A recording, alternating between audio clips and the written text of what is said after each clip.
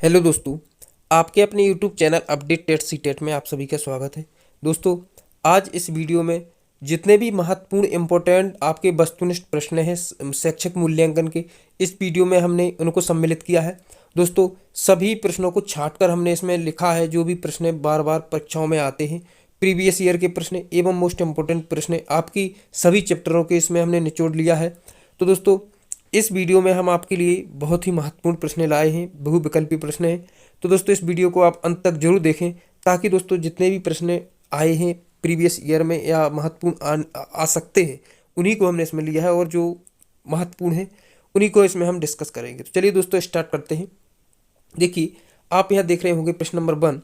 देखिए, प्रश्न नंबर 1 है कि नवाचार एक विचार है, एक व्यवहार है अथवा वस्तु जो नवीन है तथा वर्तमान स्वरूप से गुणात्मक दृष्टि से भिन्न है। यह कथन किसका है? तो दोस्तों, यह कथन है H.G. बार्नेट का। इस प्रकार से देखिए, दूसरा प्रश्न है छात्रों की रुचियों, संवेगों एवं मनोवृत्तियों से संबंधित मूल्यांकन का पक्ष क्या कहलाता है? तो आप कहेंगे यह भावात्मक पक्ष है। कौन कौन दोस्तों? रुचि होंगी, संवेग होंगे, मनोवृत्तियां होंगी, यह जो है भावात्मक पक्ष के अंतर्गत आता है। अगला प्रश्न है छात्रों की त्रुटियों का ज्ञान होने पर उन्हें दूर करने के लिए किया जाने वाला शिक्षण क्या कहलाता है? दोस्तों, उसको हम उपचारात्मक कहते हैं। देखिए, इसको समझिए। इन क्या है कि त्रुटियों का ज्ञान होने और उन्हें दूर करने, यदि दूर की बात आ जाए तो उसको आप उपचारात्मक कहेंगे। परंतु दोस्तों, दूर की बात ना आए, यानी दूर की बात आए ही ना, सिर्फ त्रुटियों का ज्ञान होने पर जो किया जाने वाला परीक्षण है, शिक्षण, उसको हम क्या कहते हैं? उसको हम दोस्तों निदानात्मक कहेंगे। उसको हम निदानात्मक कहेंगे। इस प्रकार से दोस्तों, अगर दूर की बात आ जाए उसको उपचारात्मक कहेंगे। व्यापक मूल्यांकन द्वारा मूल्यांकन किया जाता है। तो दोस्तों, व्यक्तित्व के सभी पक्षों का हम जो है व्यापक मूल्यांकन द्वारा जो है पता लगाते हैं और उसका परीक्षण किया जाता है। सतत मूल्यांकन की बात करेंगे बाद में। अब देखिए, अगला प्रश्न है मूल्यांकन का संज्ञानात्मक पक्ष संबंधित है। तो संज्ञानात्मक पक्ष किससे है? ज्ञान से, बोध से, अनुप्रयोग से। इसमें आपका उपयुक्त सभी है। दोस्तों, इसमें चारों ऑप्शन ला लेकर के मैंने सिर्फ और सिर्फ आपका उत्तर लिया है, क्योंकि पूरा का पूरा फोकस आपका आंसर पे ही रहे। फिर देखिए, अगला प्रश्न है सतत मूल्यांकन क्या कहलाता है? तो देखिए, नित्य प्रति किया जाने वाला मूल्यांकन, मंथली, यानी दोस्तों आपकी जो देखिए मंथली जो टेस्ट होते हैं, जो सेशनल टेस्ट पेपर होते हैं, इन्हीं को हम सतत मूल्यांकन कह सकते हैं। अगला है कि वैज्ञानिक भूगोल। देखिए, विज्ञान, भूगोल, कृषि विषय होते हैं, तो ये कैसे होते हैं? सैद्धांतिक तथा प्रायोगिक मूल्यांकन वाले विषय होते हैं। देखिए, सभी प्रश्न प्रीवियस ईयर में आए हैं। फिर देखिए, नेक्स्ट प्रश्न है कि उत्तम परीक्षण की विशेषता है। अगर है की बात करें तो देखिए, इसमें कौन कौन सी है कि वैधता होना चाहिए, विश्वसनीयता और वस्तुनिष्ठता, यानी कि सभी आपकी जो है वैधता, विश्वसनीयता, वस्तुनिष्ठता है, सभी जो आपकी विशेषताएं हैं उत्तम परीक्षण की है। दूसरा प्रश्न है, यानी अगला प्रश्न है कि रचनात्मक मूल्यांकन में किया जाता है। तो रचनात्मक मूल्यांकन में बच्चों के प्रारंभिक ज्ञान का मूल्यांकन करते हैं। भावात्मक पक्ष कहलाता है। तो दोस्तों, बच्चों की रुचियों, मनोवृत्तियों, संवेग सभी से संबंधित होता है भावात्मक पक्ष, जो कि हम पहले भी देख चुके हैं। अगला प्रश्न है कि ब्लूप्रिंट का संबंध है। तो दोस्तों, ब्लूप्रिंट का संबंध किससे है? प्रश्न पत्र निर्माण से। उपचारात्मक शिक्षण संबंधित है। तो उपचारात्मक शिक्षण दोस्तों बच्चों की त्रुटियों को दूर करना ही उपचारात्मक कहलाता है, और त्रुटियों का पता लगाना निदानात्मक कहलाता है। बच्चों द्वारा किए गए कार्य एवं उपलब्धियों का वितरण रखने हेतु प्रयोग तैयार किया जाता है। तो दोस्तों, छात्र प्रोफाइल उसको कहते हैं, जिसमें हम छात्रों की उपलब्धियों और विवरण रखते हैं, जो उनकी छात्र जीवन में किया गया कार्य है उसको हम समझते हैं। अगला है कि निम्न में से किसके द्वारा यह पता चलता है कि बच्चे ने अभी तक कितना ज्ञान और कौशल अर्जित किया है? तो यह मापक कहलाता है। यह 2017 में पूछा गया प्रश्न है। अगला है क्रियात्मक शोध का मूल आधार होता है। तो समस्या हमारी और हल भी हमारा क्रियात्मक शोध का मूल आधार माना जाता है। निम्न में से कौन सी क्रियात्मक शोध की विशेषता होती है? तो अनुभवजन्य जो है क्रियात्मक शोध की मुख्य विशेषता है। नेक्स्ट देखेंगे, अगला प्रश्न है कि क्रियात्मक शोध का संपादन कितने चरणों में होता है? तो दोस्तों, 6 चरणों में होता है। अगला है कि क्रियात्मक शोध में समस्या की पहचान करते समय होने वाली तथ्यों की जानकारी के अंतर्गत नहीं करता है। तो दोस्तों, पर व्यक्ति इसकी जो है तथ्यों की जानकारी के अंतर्गत नहीं करता है। क्रियात्मक शोध से किसी समस्या का प्रस्तावित उत्तर कहलाता है परिकल्पना। 19वां है कि क्रियात्मक शोध जिन लक्ष्य समूह के बारे में किया जाता है उसे हम कहते हैं समष्टि। निम्न में से कौन सा क्रियात्मक शोध के उपकरण के अंतर्गत नहीं आता? तो दोस्तों, प्रत्यक्षीकरण। बालक एक ऐसी पुस्तक है जिसका अध्ययन अध्ययोपरांत शिक्षण कक्ष में करता है। यह कथन किसका है? तो रॉस का। निबंधात्मक परीक्षण के प्रश्न है तो 2018 पूछा गया है। उदाहरणात्मक प्रश्न वस्तुनिष्ठ परीक्षा की विशेषता नहीं है तो पाठ्यक्रम की व्यापकता। अगला प्रश्न है समस्या हमारी हल भी हमारा लक्ष्य है दोस्तों क्रियात्मक शोध का। फिर देखिए नेक्स्ट देखेंगे शैक्षिक मूल्यांकन का अंग है 2018 पूछा गया है अधिगम अनुभव। परिकल्पना होती है तो समाधान का पूर्व अनुमान।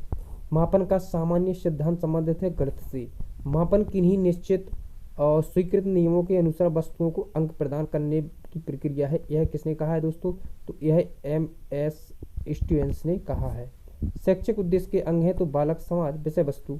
यानी कि देखिए शैक्षिक उद्देश्य क्या होते हैं दोस्तों कि बालक और समाज और विषय वस्तु, यानी कि पाठ्यक्रम होना चाहिए और बालक होना चाहिए और जो है शैक्षिक उद्देश्य के लिए सामाजिक अंग।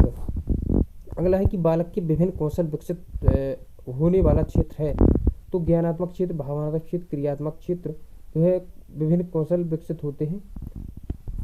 फिर देखिए बौद्धिक योग्यता में बोध का अंग नहीं है तो दोस्तों अनुप्रयोग। रॉस का कथन है बचाव निदान का उच्चतम स्तर है। या रॉस का कथन है क्रियात्मक शोध में शोधकर्ता होता है तो उत्पादक या उपभोक्ता दोनों होते हैं। नेक्स्ट प्रश्न देखेंगे क्रियात्मक शोध करने का अधिकार है तो शिक्षकों, प्रधानाध्यापकों, छात्रों तथा ABS सभी को। स्टीफन M कोरे ने शैक्षिक क्षेत्र में किस प्रकार से अनुसंधान का प्रयोग किया है? तो क्रियात्मक शोध का। किसी निश्चित प्रयोजन को ध्यान में रखकर जब हम देखते हैं तो उसको पूरा करने की वह वस्तु, विचार, क्रिया कहाँ तक उपयोगी का निर्णय करता है तो मूल्यांकन ही इसका निर्णय करता है। व्यापक मूल्यांकन का आशय क्या है? तो व्यक्तित्व के सभी पक्षों का मूल्यांकन ही व्यापक मूल्यांकन है। क्रियात्मक शोध के प्रवर्तक कौन है? स्टीफन M कोरे। बहुत महत्वपूर्ण प्रश्न है। सतत एवं व्यापक मूल्यांकन का आरंभ कब हुआ? 2009 में। रीता ने भाषा में 60 अंक प्राप्त किया है। 60 अंक प्राप्त करना क्या कहलाता है? मापन। यदि 60 अंक प्राप्त करने के बाद वह फर्स्ट स्थान प्राप्त किया है तो वह मूल्यांकन कहलाएगा। ब्लूम टैक्सोनॉमी विकसित हुई तो 1956 में। प्रोफेसर स्टीफन M कोरे ने की पुस्तक है तो देखिए इम्प्रूव स्कूल प्रैक्टिस जो है स्टीफन M कोरे की पुस्तक है। अगला प्रश्न देखेंगे। अगला प्रश्न है कि मूल्यांकन की शैक्षिक उपयोगिता आवश्यकता किसको होती है? तो छात्र, शिक्षक, अभिभावक, समाज सभी को होती है मूल्यांकन की शैक्षिक आवश्यकता। नेक्स्ट है कि सामान्य रूप से मूल्यांकन कितने प्रकार के होते हैं? तो 3 प्रकार के होते हैं। अब देखिए मूल्यांकन प्रक्रिया का केंद्र बिंदु होता है तो विद्यार्थी होता है। यह 2019 में पूछा गया है। सतत मूल्यांकन से तात्पर्य होता है तो सत्र प्रारंभ से शस्त्रांत तक विद्यार्थी की योग्यता का आकलन करना सतत मूल्यांकन है। शैक्षिक शोध को समस्या सामान्यतः कितने वर्गों में बांटा गया है? तो 6 वर्गों में। शैक्षिक अधिगम प्रक्रिया में नवाचार है तो अभिकृत, अनुदेशन, टोली शिक्षण और खुली कक्षा, कक्ष उपयुक्त सभी इसमें आएंगी। 2019 में पूछा गया प्रश्न है। निम्न में से कौन सा ब्लूम ने ज्ञानात्मक क्षेत्र के अंतर्गत नहीं आता? तो मूल्य आकलन। अगला प्रश्न है कि क्रियात्मक शोध का मूल आधार होता है। यह समस्या भी हमारी हल भी हमारा 2019 में पूछा गया है। किसी समस्या के प्रस्तावित उत्तर कहलाता है परिकल्पना या उपकल्पना। 2019 में पूछा गया प्रश्न है। देखेंगे नेक्स्ट। अगला प्रश्न है कि क्रियात्मक शोध का अंतिम चरण होता है तो निष्कर्ष जो है क्रियात्मक शोध का अंतिम चरण होगा। दिल्ली का लाल किला किसने बनवाया था? यह किस प्रकार का प्रश्न है? तो यह स्मृति संबंधित प्रश्न है, क्योंकि दोस्तों आपसे पूछेगा तो आप उसको स्मृति यानी कि स्मृति के द्वारा ही याद करके बताएंगे। फिर देखिए सामुदायिक सहभागिता में नवाचार है, यानी कि MCC और स्काउटिंग, रेड क्रॉस संस्था उपयुक्त सभी इसमें आ जाएगा। निम्न में से कौन वस्तुनिष्ठ प्रश्न प्रकार का प्रश्न नहीं है? तो लघुत्तरीय प्रश्न आपका वस्तुनिष्ठ प्रश्न में नहीं आता है। ऐसा परीक्षण जो बार बार प्रयोग करने पर एक जैसा परिणाम देता है तो उसको हम विश्वसनीयता कहते हैं। उत्तम परीक्षण की विशेषता है तो वैधता, विश्वसनीयता, व्यवहारिकता यानी उपयुक्त सभी। शोध कितने प्रकार के होते हैं? तो 2 प्रकार के होते हैं। मूल्यांकन का पक्ष है तो ज्ञानात्मक, संज्ञानात्मक, भावात्मक, कौशलात्मक, उपयुक्त सभी। प्रश्न पत्र निर्माण की प्रक्रिया क्या है? 2015-16 में पूछा गया है। ब्लूप्रिंट इसको हम कहते हैं। मूल्यांकन हेतु प्रश्नों के प्रकार हैं वस्तुनिष्ठ प्रश्न, अति लघुत्तरीय प्रश्न, लघुत्तरीय प्रश्न, उपयुक्त सभी आपका इसमें आ जाएगा। फिर देखिए नेक्स्ट प्रश्न है कि क्रियात्मक शोध के कितने चरण होते हैं? तो दोस्तों 6 चरण होते हैं। परिकल्पना कितने प्रकार की होती है? 2 प्रकार की होती है। नवाचार क्या है? तो शिक्षा में नित्य नवीन परिवर्तन ही नवाचार कहलाता है। क्रियात्मक शोध के अंतर्गत संपूर्ण जनसंख्या का जो छोटा सा भाग कहलाता है न्यायादर्श नमूना। शून्य परिकल्पना संबंधित है निर्देश रहित परिकल्पना से। मूल्यांकन होता है तो मात्रात्मक, गुणात्मक दोनों। क्रियात्मक शोध का प्रथम चरण क्या है? समस्या की पहचान। न्यायादर्श संबंधित है क्रियात्मक शोध से। न्यायादर्श का शाब्दिक अर्थ क्या होता है? सैंपल या नमूना। अब देखिए संज्ञानात्मक पक्ष में आता है तो ज्ञान, बोध, व्यवहारिकता सभी। देखेंगे नेक्स्ट प्रश्न है। तो देखिए नेक्स्ट प्रश्न समझेंगे इसमें।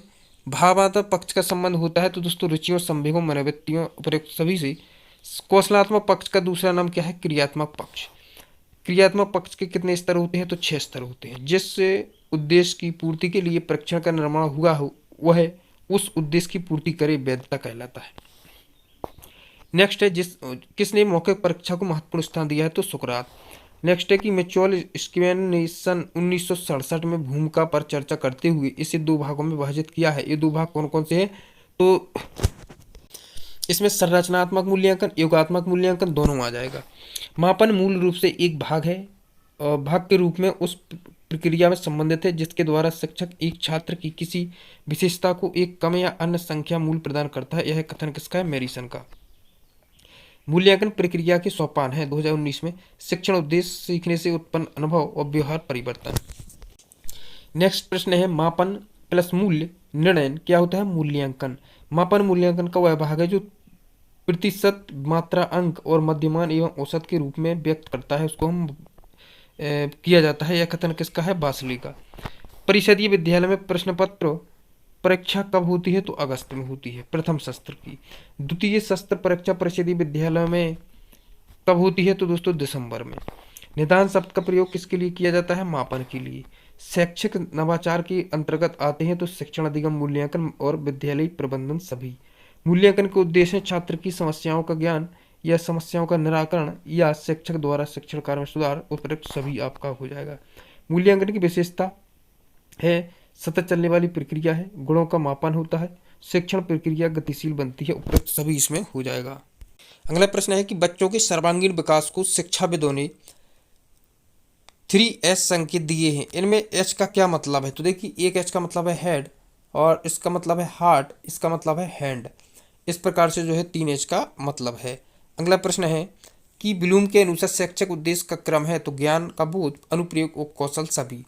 प्रत्येक वस्तु जो जरा भी सत्ता रखती है किसी न किसी परिणाम को सत्ता रखती है, मापने योग्य कथन है। यह कथन है थॉर्नडाइक का। अगला प्रश्न है कि जब कोई व्यक्ति परंपरागत तौर तरीके से हटकर नए ढंग से कार्य करता है तो उसे वह कहलाता है नवाचार। नवाचार एक ऐसा विचार है जिसकी प्रतीत व्यक्ति नवीन विचार के रूप में करे, कथन है E.L. रोजर्स का। नवाचार एक ऐसा विचार है, व्यवहार है अथवा वस्तु है जो नवीन है और वर्तमान स्वरूप से गुणात्मक दृष्टि से भिन्न है, कथन है बार्नेट का। शैक्षिक नवाचार की आवश्यकताओं को व्यक्त किया जाता है वैज्ञानिक एवं तकनीकी ज्ञान प्रसार के द्वारा। फिर देखिए नेक्स्ट प्रश्न है मौखिक परीक्षा किसने प्रारंभ की?